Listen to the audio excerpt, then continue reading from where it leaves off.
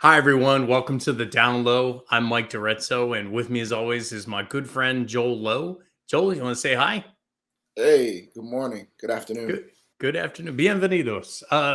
So today we're talking about. Last week we actually talked about the first 30 days. Now we're kind of moving into the 30 to 60 days in a security program leadership role.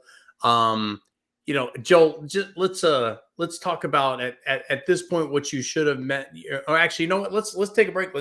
Let's cover some kind of fine first rules here. Um, I also want to mention that this is for an existing leadership, right? So you're Right. coming in, you're replacing a CISO or an existing senior leadership for a security program. Um, we'll come back around at the end for a brand new program. So Right. there's companies out there that are still looking at building a new security program and how that may work and impact. So we'll swing back around and answer that because there are some fundamental differences on how that works and everything. Um, so I think you mentioned as a leader, you're going to put in 40 hours or more, right? Right. Hands down.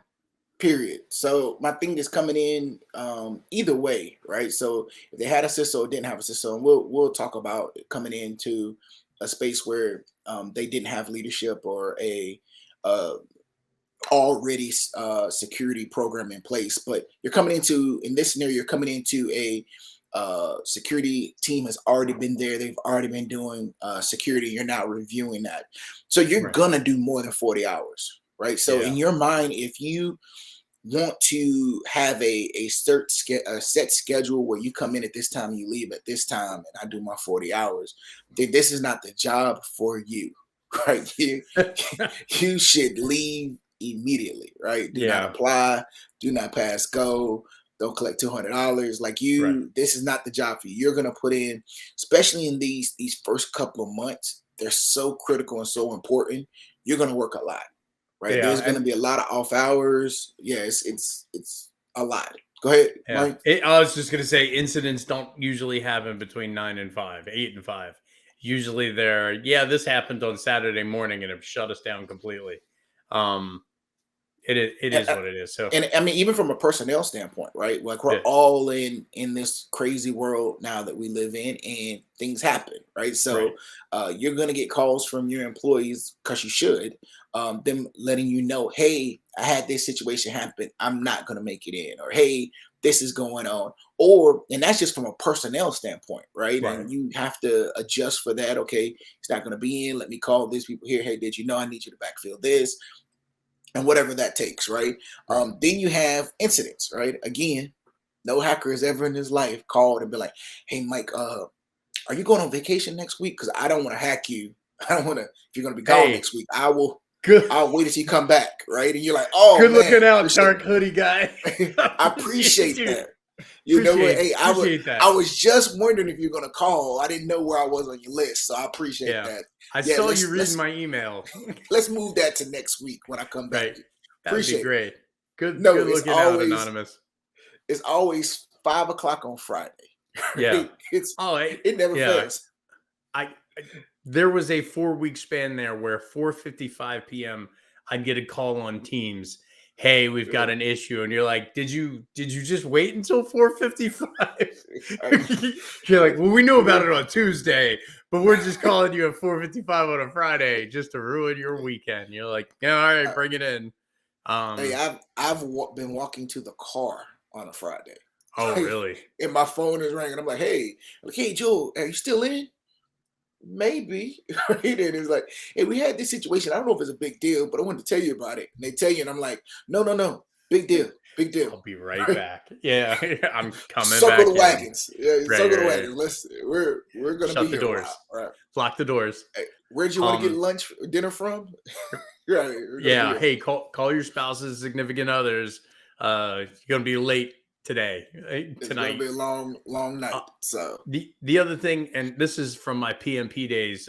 You'd mentioned people as a whole are resistant to change. So Peter Drucker's quote, "That's culture eats strategy for breakfast," is if you don't socialize change, people will immediately go, "You can't change this on me," right? This is right, and you and hopefully. if you're in this role, the words, because this is the way we've always done this, it should do something. It should irritate the bejesus out of you. Whenever Yes, anybody says that, immediately yes, you should be like, okay, I'm going to need to know the real reasons why we do this, as opposed to we've just always done this from the ancestors, right? Well, because it's carved into the big rock in the conference room, you're like, okay, the big rock is yeah, we're going to have to do something about that big rock right, right, because we right. can't live by the big rock anymore. Mm-mm. I think they'd probably sacrifice me first to the volcano and just so, I'd and be right then behind you. talk about boil the ocean. Um, Right. So you can't get everything done, right? So one of the mistakes I see is you come in, you have a different philosophy than your predecessor, right? And right. that's fine, right? And one, make sure you never blame them for anything, right? So to your Yes. staff or whatnot, you should almost be like a great co-parent, right? Right. Hey, I saw what John did. He did a great job. I really thank him for the foundation he put in. But here's where I differ, guys. And this is what, and it happens that way. But this is what I think we should look at and focus on. I know that he was more focused on this. Nothing wrong with that, but I'm looking at this, right? Yeah. Explain that to him, the transition of why you're going there, and then stop.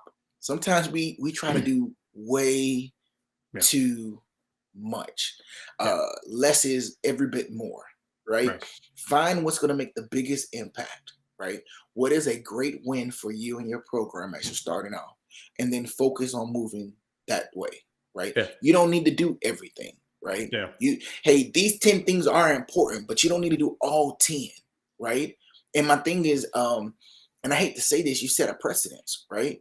So if you start doing this much work, right? So let's say you get your team in the role and you're like, hey, we need to get these 10 things done because this is very important. And you put all these things on the same level, right? And your team starts working to get all this done, right? So Right. the next 3 months, they are hitting the overdrive, drinking the coffee, getting it done. Well, now what does everybody expect moving forward, right? For your team to be this efficient for everything, right? Right. And what you did was you pushed them to the limit, and that's not going to be sustainable. They can't Yeah. continue to work at that level, right? Yeah. So my thing is you'll end up losing people because they burn out, Right. right? So my thing is find that one, two things that you're like, okay, these are very important. Let's focus on these. These here we're going to map out how we're going to get there, right? But from a risk standpoint, it doesn't change enough right now. Like our risk posture is where it is, but these things here are very important, and we need to get those done, and then move forward to get that done. And that way you keep your team because nobody wants to spend all day interviewing, right? And Right. writing job recs, right? And no, you don't want No. to do that, right? Because you're Yeah. losing people, right? Right. Especially in And you, this job market, you do not want to lose people, right, right? You don't want to. You want to find out where they are in their lives. You understand what their challenges are. But I just took over this position last year. Two of my guys were like, "Yeah, we thought about leaving."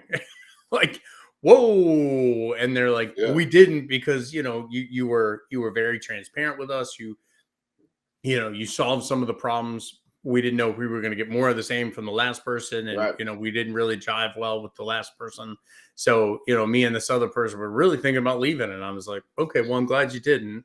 How's it going so far? Where are you right, looking at? What are you doing? How are you doing? How's your personal life? How's your right, work life balance going? But you're absolutely right. The last thing you want to do in the first 90 days is writing job descriptions and hunting and interviewing people. You don't have time for that right now. The first right, 90 days are crucial. You don't have time for that. So you may even have some bad eggs, right? Or potential bad eggs. And I stress you use the word potential because even though you might have a bad feeling about them, trust your gut, obviously, but find out why they're a bad egg, right? Like where did that come from and everything else. But yeah, I definitely agree with you. Um, I like the idea of choose your own battles where you're going to succeed the most. That Sun Tzu, the art of war. It really yeah, is, and but more than just war and everything else, it's a you're going to work with people that you're going to be with for quite a while, right? Don't be argumentative. Don't sit here and like, here's where we're going to make changes. We're going to change everything. Change you can believe. Like stop. Not everything has to be a change, right? Some things are we can make improvements, but we're not going to touch this for right now because this seems to work. This works for us. And Right. it may not be the best or easiest or anything else, but it covers all the bases and the process, and it's secure, right? The process is Right. secure. Don't screw with it, right? Or at least don't screw with it in the first 90 days or first 2 years, right? Right. You know what? You see this a lot with vendor preference, right? So you Yeah. see every CISO or leader has a vendor preference, right? Right. I really Right. like this tool here, right? Right. And they come in and they maybe want to change up everything to the tools they understand, right? Yeah. Versus looking to say, you know what? I don't understand this, right? Right. I'm a Rapid 7 kind of guy, but you know what? I'm going to learn this other one. And that means that you have to take the time to understand that tool. Right. And that's why most leaders will say, no, I don't want that. We're going to put in what I know because I know how to speak to that, right? I can Right. say, hey, this, but now, is it fair? Is it fair to your team to make them have to rip and replace with something that works? And No, it's that's a good not. point. Versus you coming being uncomfortable and learning about the tool. And what Right. you can do, which is cool, is say, hey, I know from Rapid 7 they do this here. Does this tool do that? And they'll explain it to you. Oh, yeah, it's called this.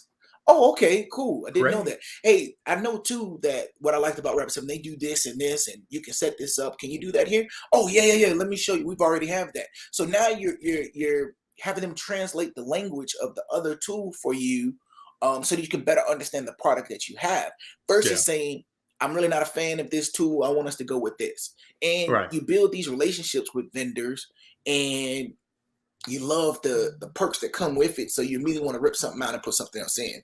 And my Right. thing is, no, resist that urge, right? If Right. it works, right? Right. If it does what you need to do, and like you said, if it's secure, keep it, right? Especially Yeah. if you have some more time on the contract, right? Wait until Right. the end and then make sure you do a good review. So if you just bought it, you're in a 3-year contract, it makes no sense to rip it out Yeah. unless there's a product, unless there's an Unless, issue, a right. vulnerability. Yeah. And there's a lot more vendors that are doing the 3-year contract, right? So, Right. it's so this goes back to at this point. So just moving forward, you've gone through the Right. first 30 days. At this point, you should have addressed initial discoveries with your team. Like, hey, Mhm. what does this look like? How does this work? Where are these things? Reviewed contracts to your point, like third party services contracts. What do we have? What are we using? What's coming in? You should have, and you mentioned this, reviewed policies and procedures, right? What do you have? What don't you have? What are they set to? Right? You're like, oh no, we have that policy, and you go to read it, and you're Right. like, Mm, this is just 60 words on a paper. mm. Like, you don't. This doesn't even look like the right policy template as all the other ones I've read. Like, this has got to go. So Right. you don't do anything with it just yet, because it is an active, effective policy, and that Correct. may require changes for it, right? So understanding what the policy process is, right? Is there a Right. change approval board? Is there a policy board? Is there so on and so forth? Um, Talk about previous assessments and pen tests. You talk a little bit about that. So my thing is, I think those are like hitting jewels, right? Hmm. So audits from a SOC 2 to a PCI to pen testing, right? Look over the requirements, look over the parameters that were put in place, especially for pen testing, right? Yeah. What ports they looked at, what were the constraints, the ROE, the rule of engagement that was put in place. Because you could look at a pen test that says that everything looks good, and you read the ROE and you're like, they were only stuck on this one VLAN. They had credentials. They were like, why did we do this methodology of testing? Right. Because it Right. didn't gain us anything. So then what you may say is, well, I want to do my own testing. And usually security leaders have a pen testing company they use. Like I have one that I can immediately think of and call and say, hey guys, I need you to run through real quick, right? And they know exactly what that means, and they're gonna knock on the door and bang on things and give me an idea of what we have and what's going on, and a report that I can really digest and say, okay, now I know what I'm looking at. But before that, look at what you have, right? Hmm. If you got a SOX 2 audit, what did they ding us on? What did they assess us on? What were How the did we do family trust PCI? principles? Yeah. Right. What was the PCI? What did we Hmm. say we were? What kind of level were we were? Do we keep credit card data on our network, and where is it located at? right? And Right. is it segmented Right. off? Right. And then verify that, right? We say we have it off our network. Well, where does it sit? Right? Who takes care of it? Who's the merchant? Like, really ask those questions. And they're very simple. Just, hey, Yeah. so where does this data sit? And then Right. and listen. Oh, Yeah. it's on our server. Huh. What Yeah, else but it is on doesn't that stay server? there. Oh, Right. well, how long does it Huh. stay on there for? And then how do we transmit it? Is it encrypted? Right? Is Right. it encrypted at Right. rest? Right? Like, who has access to it? Like, these are all, as you pull the string and you're like, oh Lord, this is bad. Like, this is not good. Yeah. Okay, now you can make notes to say, hey, we need to address this. Right? Right. Or This is maybe we need a new pen test company. right. I, I Right. I don't have one that I go to. I was one at one point. I don't have one that I go to as a recurrence, but we'll cover that on another episode. I think that's a Right. like have you're looking for a pen test. What do you need? The other thing I Oh yeah. thought was interesting was know your fiscal period and your budgeting cycles. Right. Right. So if you're coming in the middle of the budgeting cycles, you might want to rearrange some of the things that Joel and I are talking about. There's some things around there, and this goes true for any management position that you're stepping into. What is your budgeting cycles? Was this already established and already approved? Are you just this is the money you have for next fiscal year, barring any issues? Well, no, we're actually starting budgeting cycles in the next 30 days. Well, okay, I need to move forward quickly on some of these other options. It's going to be some longer nights of reading things and Hmm. taking home some stuff, but Or you're in the yeah, middle of a project, right? So you could come in and they're in the middle of implementing something, right, right? And you now have to come in as like a project manager because you got to catch up. So you got to figure right, out, what are we implementing? What was the reason for buying this, right? right, And not to stop it, right? So at this right, point, that train is rolled. We've wrote the right, check. We are invested. Even if you don't like it and you're like, this is a waste of money. right, What you can't be is the person in the room that's always Debbie Downer, right? I right, don't know why we did this. This is terrible. You need to come into meetings and say, hey, explain to me what we have going on, where we at in this process. What is it going to do for us? And really make sure that you can utilize all the tools and features of this product, because it's already been sold to management and to your team. They bought in. Right. right. So now you coming in and being the outlier to say you don't like it is gonna sow distrust. It's gonna sow animosity, right? Um, Absolutely. and it's just a harder road versus saying, okay, hey, I love the fact that we got this. These are some of the things that I didn't know that we could do that we can utilize. Let me change my plan of what I'm looking at, right? And Yeah, let's go ahead and finish this product. Go ahead and finish that. Like, finish it so that you can show that you completed a project, right? That's a right, win. That's right. a nice win, When it even if you don't like it. Right. And it shows that you're collaborative. It shows that you can manage and shows that you can adapt.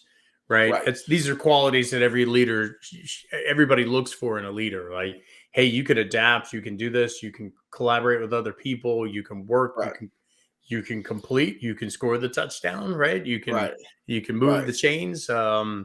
But And, nobody and wants to yeah. hear every time like this wasn't my product. I didn't pick this. I don't know Right. why we did. Nobody want You may get away once with that, but after Yeah. that, nobody wants to hear it again. We know Right. you didn't pick it, right? But Right. you're stuck with it, right? It's yours, right? Right. We know you That's didn't your pick it. that's your baby, all right? Hey, Right. I didn't pick this. Just so y'all know, it I wasn't didn't my pick fault. it. I Hey, didn't pick no, this. but you know what? You're the one that's now going to have to make sure it's configured correctly. You're the one Right. that's going to make sure it's in the network the way. So Yeah. it is yours, right? Yeah. If it's an You incident own or this, issue baby. and it affected from that product, it's your fault. It's not the previous CISO or leadership because they didn't finish the project. You did, Right. right? Right. So it's yours. Accept Right. it. Whether you Thank like you. it or not, this is a resume entry. It's yours, right? You um, take it and keep moving. so talk to me about formulating plan, right? So 30 days, you kind of have a good idea of things. You're starting to straw together a plan. You know, I think you said risk appetite. Yeah, I Mhm. think you said risk posture, and I said risk appetite, but they're almost the same thing. There are some differences to that. One is, here's where we are today, here's where we want to stand, and then the Mhm. other one is here's what we accept as bad, right? Like, Right. Right. we know that's a problem, but Right. this is the cost of doing business. What are some things that you want to talk about here? So I mean, I think it comes down to those relationships, right? When it Hmm. comes to your risk posture and whatnot, having people tell you, like they'll come out and tell you if you're genuine and really, have those relationships where you're having that one on one of like, hey, here's some issues that we know Right. about. And this Right. is what we've done. And we know it's bad and we know you're going to find it, but this is here. And now you get a better understanding of, hey, when it comes to risk, where do we fit on this scale, right? Right. And break down risk for them, right? Hey, we either transfer it, we accept it. Like we got to do something with the risk, right? We Right. mitigate it, like we plan to do something with it later. We put in a compensating control, but here's what the risk levels are. Here's what you have to do with risk, and explain it to them in such a way so they get it, right? Right. So they'll start speaking your language to you. Oh, Joel, we accepted that risk, right? Oh no, Yeah. Joel, we do have a compensating control for that, and that's this here. What mitigates Right. that? Okay, cool. Even if We they may hired not have you. used it before, exactly, right? You can start documenting that, right? And my thing is, documentation is everything, and I think we talked about that before. Yeah. You That's a have good point. to document everything, right? Right. So if it's not written down, it's not happening. Right. From an audit Right. standpoint, that's the way life works, right? If Yeah. you don't have a visual record of an accepted record of what's going on, it's not happening, right? You, It you didn't didn't know happen. about it. Yeah. It didn't Yeah. happen. Yeah. So you can Yeah. say, we knew about that. We've been working on that. Okay, show me the documentation that shows where Right. you accepted that risk and you have a plan of action and milestone in place to remediate that within a certain time frame. Right. No, we just been doing it. You didn't know about it and you haven't been working on it. So that's a dead Right. end. You failed, What right? what was the Mythbusters? The difference between science and screwing around is writing it down. Writing it down. Writing it down. It's Facts. science. Just gotta write it down, right? Yeah. So writing it down will save you a lot, right? Yeah. You can So always and go yeah, back. so you've identified issues and problems and opportunities and things that you could focus on. Um I kind of like the critical assets and processes, right? Like, so you're not going to be able to do like a full asset management reach out. Hmm. It should be already in place already, but if it's not, at least you understand critical assets and critical processes, right? So if you're a healthcare company, getting this to that and having these systems in high availability mode, okay, that's understanding where are the critical systems from there. Well, everything's critical. Okay, I know everything is important, but there's Right, some things where things will fall off, and we can circle back around and pick them up. And there are things that fall off, right, and it comes to a grinding halt. right, And that's hard in healthcare because it's human life, right? At the end of the day, you're here to protect and save lives. You're just another step in that. Financial to your, it's money, right? And if it's gone, it's gone. So, or if it doesn't move, it could be well, we didn't collect interest on that money because we didn't move it properly or in right, time or reporting. right, Um, so yeah, those things are important. And it kind of goes along with that patch management and vulnerability management, right? I mean, this is how you and right, I met was building out a patch management program for you. right, Um, right, it, to your point, if you don't write it down or it isn't written down policy, then it's not happening, right? correct. Or it's happening in I, an ad hoc process. I think going back to in your 30 to 60, there's three documents that truly need to be shored up, right? Hmm. They should be your top priority. And it's not your cybersecurity policy, it is your incident response. So that's disaster Mm-hmm. recovery and your BCP, right? Those three. And why? Because anytime you can have an incident, right? Right. Anytime something can go down. And if you haven't looked at those plans and made sure they make sense and people know what you need to do, it is a disaster, right? Right. It's already going to be a bad day, but it now went from a bad day to a worse day because now you're looking at documents that are inadequate for what you do, Right. right? The numbers don't add up, right? So the numbers don't even work, right? So you're calling Right. numbers and people that one are not at the company anymore or have a different phone number, right? During a incident, right? Right. During a disaster recovery that you're trying to bring everything back up. So understanding those three documents are important. And I know a lot That's of a good people may point. say, hey, your patch management document is important or Yeah. your cybersecurity policy. No. We Yeah. can live with inadequate or subpar documents there, right? Right. But your incident response document needs to be shored up, right? Yeah. Because literally when the stuff hits the fan, That is the document that you're going to look to and be like, okay, here's what it is. And from a PR nightmare, right? If those documents are not right, do you understand what that comes back to? With your due Right. diligence and due care? That's how Yeah. you get sued. Right. Right. So Well, I um, started 3060. No one cares. You're the person at the helm now. you've been You're the here, lady, you're the man at the you've been there helm. 45 days. Right. Why did 45 you days why and you never updated that? Why? yeah, What you were you never doing? looked at this? What were you doing? You're doing Right. 45 days? You're you taking quoting lunches? sums out at meetings? What are you doing? Right. What are we doing? Nobody wants to hear it. Um Nobody cares. no one yeah, no one's gonna care. Um Nobody cares. Current exceptions to processes. I thought this was interesting because it goes along the lines with patch management and vulnerability management. Hmm. You have these things need to be patched. You're scanning these things for vulnerabilities. Except for these three systems. You're like, okay, what's so critical about these three systems? Well, one's Right. an old AS400 and we haven't rebooted it in 6 years. We haven't rebooted it in 6 years because the guy that used to do it, he retired 5 years ago. Oh, okay. Uh, Hmm. so who's Hmm. managing the AS400 now? And you're like, IBM? You're like, no, they're not. No, God. sir, they are not. They're God. replacing the batteries, but they are not, managing the AS400. Right. Who's got, rights and everything else. Um, I think that it showcases you again where all the critical systems and applications are, right? If you're not patching it, why aren't you patching it? And the other time is that I've understood like, oh no, we have an exception for that. You're like, that vulnerability is 9 years old. Why do you have an exception to it? Well, Right. because we can't update that system. You're like, well, then you should have replaced that system or updated the version of that system so that you can patch it. Right. I Right. mean, I've worked with clients who are like, yeah, we can't do that. And I'm like, why not? You're like, well, because it's server 2003. And you're like, it's 2015. It's 2016. That system is 13 years old. You should Right. have gotten off of it. Whoa, we don't have budget for it. You're like, because you never budgeted for it. You've like this immediately goes on next year's budget. You have to replace this. And Right. it gets more expensive to replace it the longer you wait. Right? Everybody Right. complains. You're like, why am I replacing servers every 3 to 5 years? Don't they still work? You're like, they do, but the operating system and applications on that also need to be updated. You can't do Right. this. And those new systems and applications won't run on that 5-year-old system because Right. you didn't spend top dollar 5 years ago on that system. You spent what you needed to spend during the time period Right. because you were going to upgrade every 3 to 5 years and you're not. So, Right. if you're not going to do that moving forward, that's okay. You are going to spend here now as opposed to here and then upgrade every 3 to 5 years.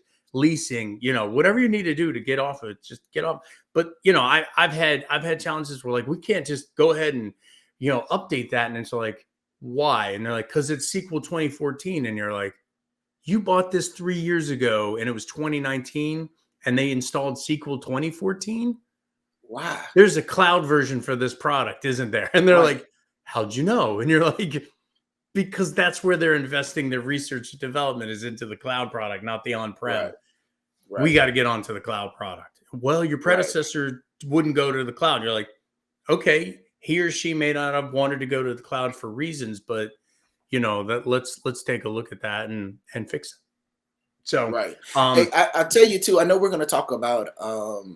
We're going to do a podcast on contracts, right? yeah, So we're going to dive into that. But one of the things I tell people to save money, right? Especially in yeah, your 30, 60, 90, right? yeah, So you're still trying to figure out your budget. You're still trying to figure out, understand your environment and whatnot.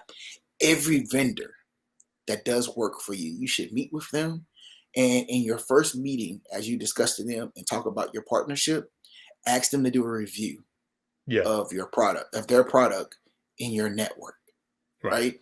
I do that every time. And it costs you nothing yeah, for them to come and look at, hey, well, let me look at the product. Let me see how it's set up. Oh, Paulo, let me look through. Okay, this is here. This looks good. They'll give you a health check, right? right. They want you to keep their product. Do you They're understand invested that? in that. Yeah, They're invested in you keeping their product and not ripping it out. They also want right. you to buy more, right? So they're never going to be like, no, we can't do that. They're And going if to they be do that, get happy, rid of them. right? Right. right? They're going to be happy to come in it. We'll love Yeah. to take a look at that. Hey, Yeah. and you schedule it right then. Hey, Right. it's great meeting you. We look forward to your team coming in on Tuesday to take a look at our stuff.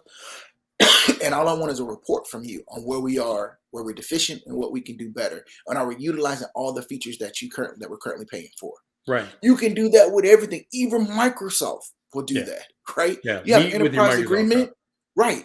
You can meet with them and say, hey, look, from a security standpoint, what tools and options are we using? What are we Just not go. using?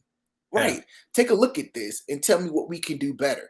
They would do it. They're Yeah. happy to. Hey, we They'd took a love look to at do it. everything. Oh my God. It's a And free guess what sales it call to costs you? them. It's free.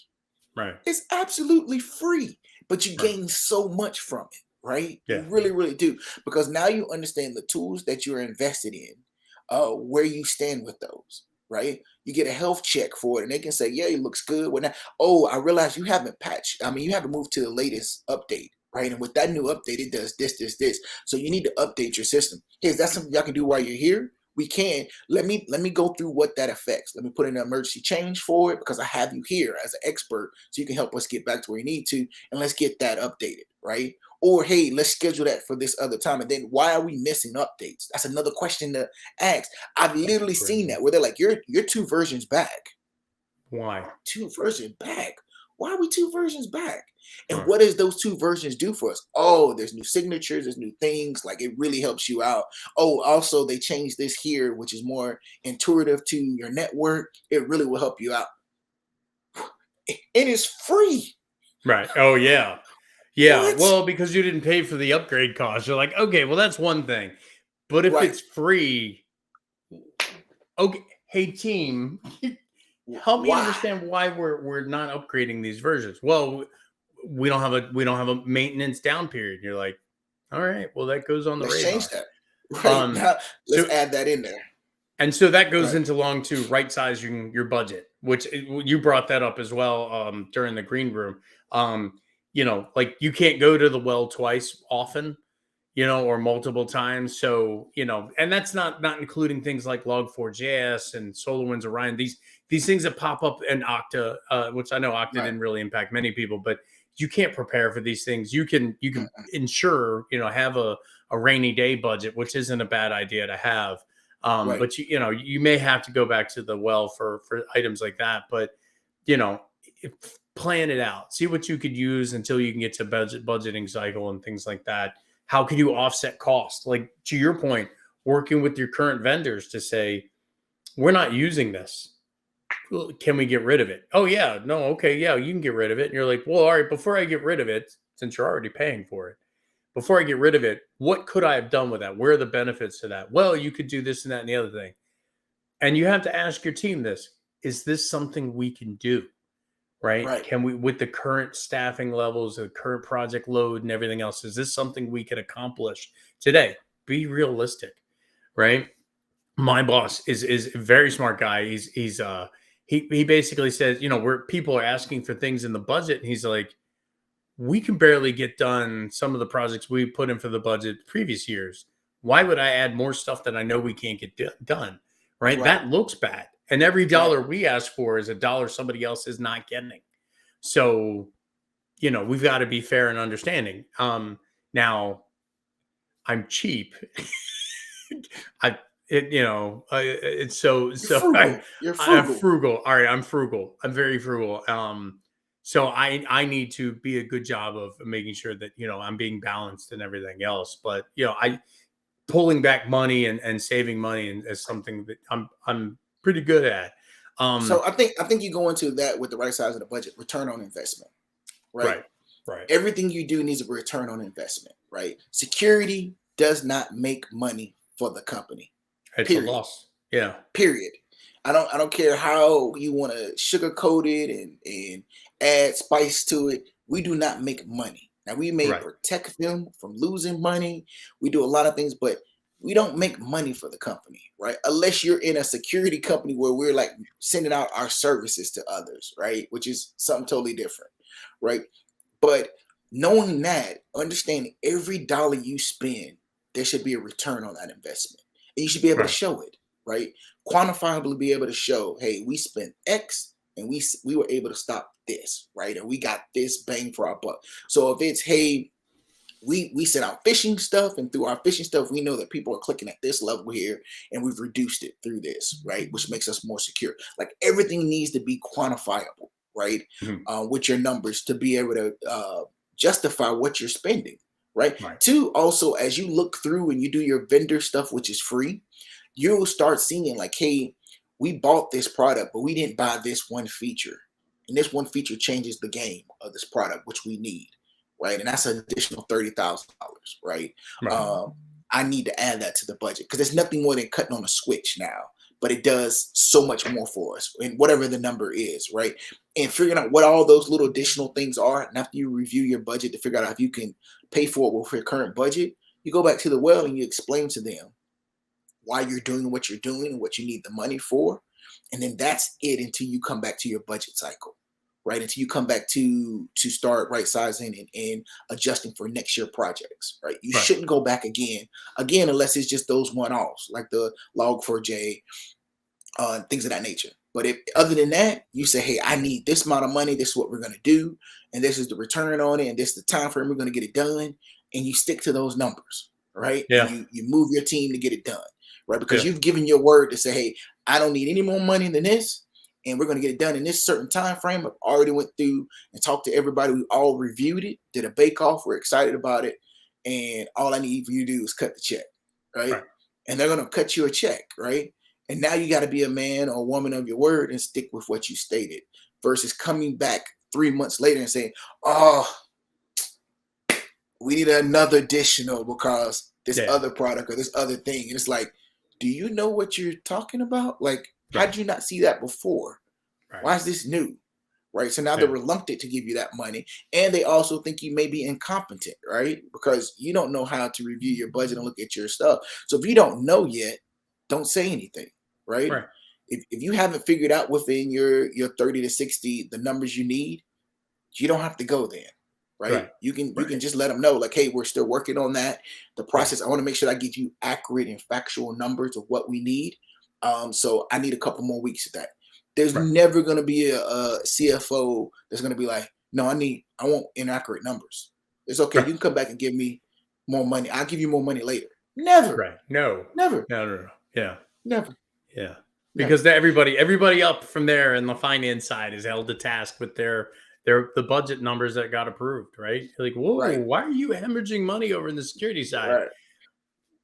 Because I keep giving it to them. You're like, well, stop giving security money. And you're like, said no one ever, right? Like, unless you've got a completely ineffective security program, no one's ever like, hey, stop spending money over there, period. And you're like, okay.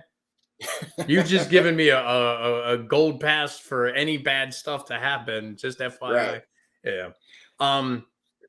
I think I don't want to start tying this up together. You said you should have met with key leadership previously.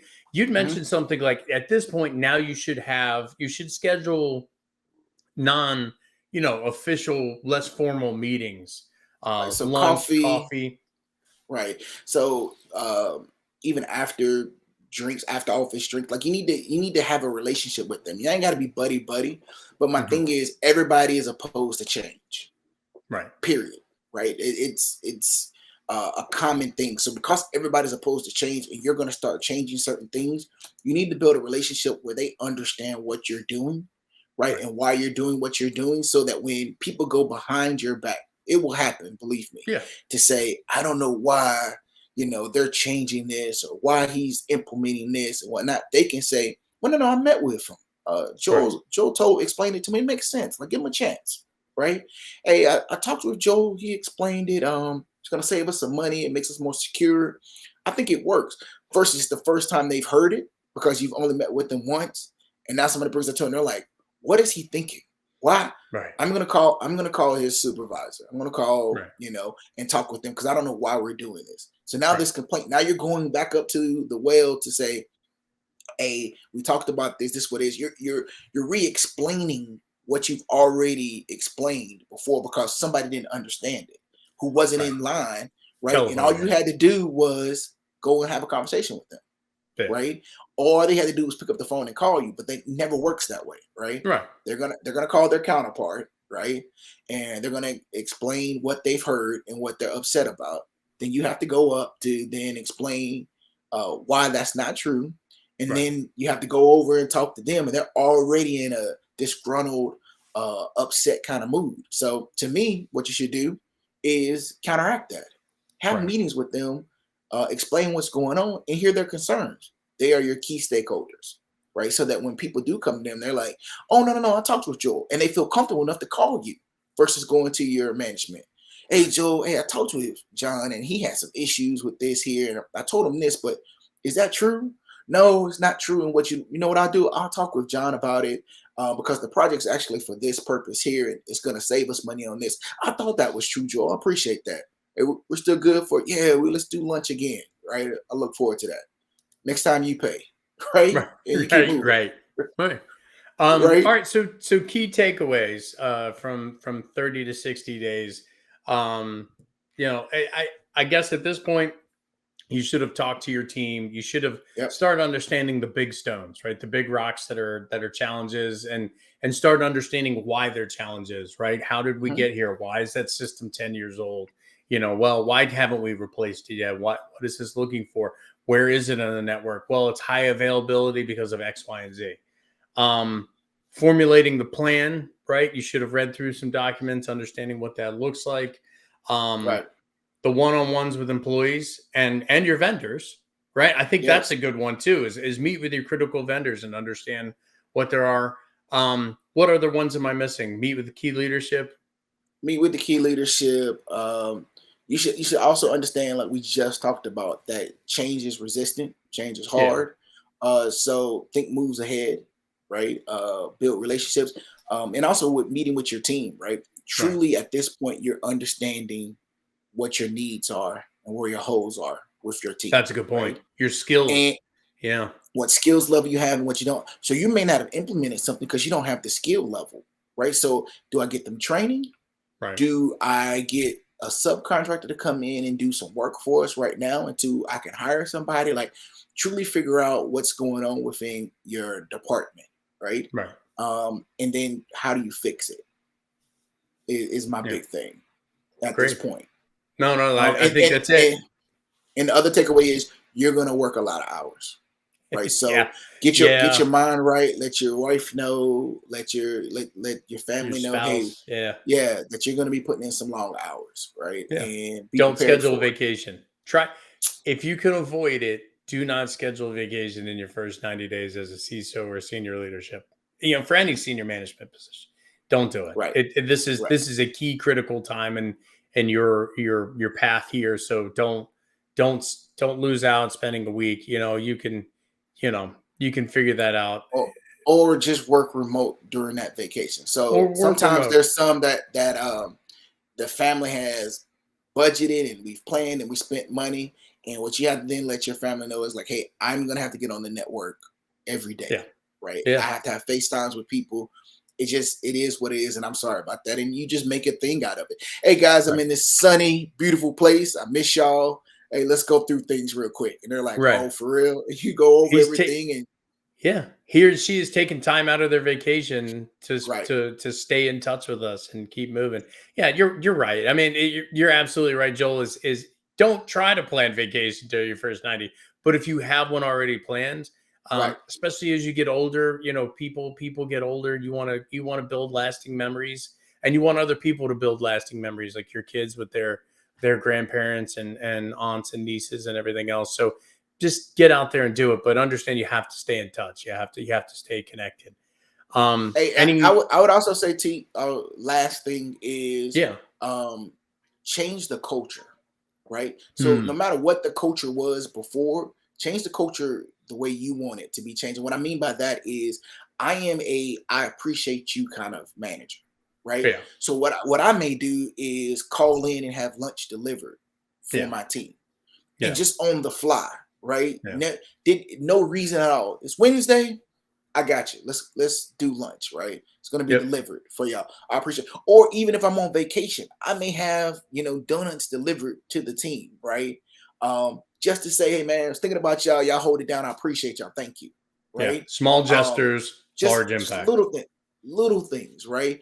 On Friday, maybe sending certain people homework. Yeah. You've been there all week, man. Go home. Work from Yeah. home the rest of the day, right? Yeah. Just keep your computer on for me. I appreciate you. I'm gonna stay Be in the office. available We're if we good. need you.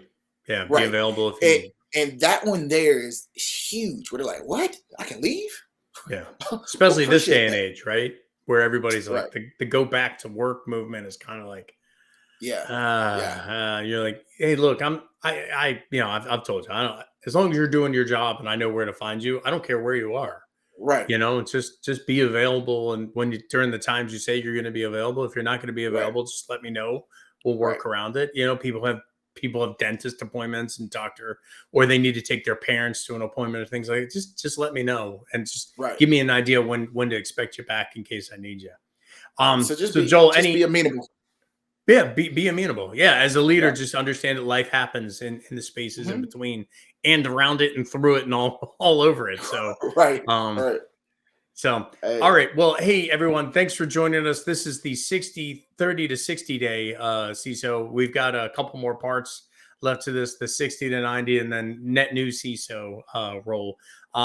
If you like what you heard, hit the like button and please subscribe if you want to continue hearing our content. This one went a little bit long, but usually they're 20, 30 minutes in Right. length. Right. Joel, any closing thoughts? Hey, knowing is half the battle. G.I. Joe. All right. And mine is protect your intellectual property so somebody Right. doesn't steal it on a podcast. No, mine is really just kind of to your point, culture is important. Mhm. Um, Reinforce positive culture in your team, right? Make it a place where people want to stay. Like we'd mentioned in the first 30, as soon as people, you have the propensity to lose people. They were Right. gonna leave anyways, you're just the catalyst for it. Then you'll have people who will leave at the end of the quarter because of bonuses or whatever, and then people will leave at the end of the year because they waited until the end of the year bonus or whatever else. But you have an opportunity for the people who aren't leaving in the first 30 days to save that, right? To save those Mhm. relationships and save those people from going. When they walk out the door, they leave with a lot of knowledge and things that can't be replaced sometimes. So um, positive reinforcement, change culture for the better, right? Don't and be understanding that what you think is the better may not be better for Right. everybody else around you, right? Like Joel, we're all on diets here. Why do you keep sending us donuts? Right. Like I used to Right. do to you. I used to bring you guys donuts all the time. You Um, would. all right. So thanks everyone. Joel, as always good talking to you.